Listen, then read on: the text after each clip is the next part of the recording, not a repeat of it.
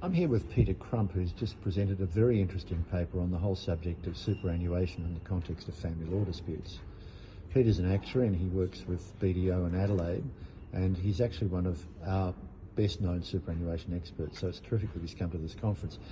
Peter, thank you for agreeing to join me. Now, the question I want to ask you is something that came out of your presentation, which is you had a slide, which is a kind of a target practice slide, which actually listed in a very good graphical way the warning signs that you have to look out for when you're looking at one of these funds for the first time. Can you go through them? So the target that we're looking at, the further away from the target, the better. So it's the exact opposite of what is normal.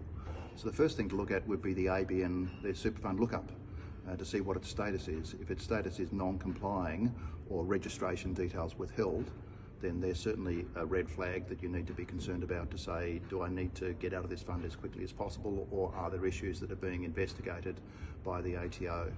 Having more than two trustees is a potential issue of concern because it means that any of the family court orders or financial agreements are imposing on not just the partner but other members of the family, and they're very hard to cooperate in that process. If there are loans involved in the superannuation fund, they're quite acceptable under law, but those loans may be problematic if they're not being serviced properly or if the intention is to split from the superannuation fund. If there are reserves, that's certainly a red flag, because reserves are monies that might have been applied to members in the past that have been used to create a separate account, and certainly that needs to be brought to account. So if you have a fund that has reserves in it, unapplied reserves, that's important.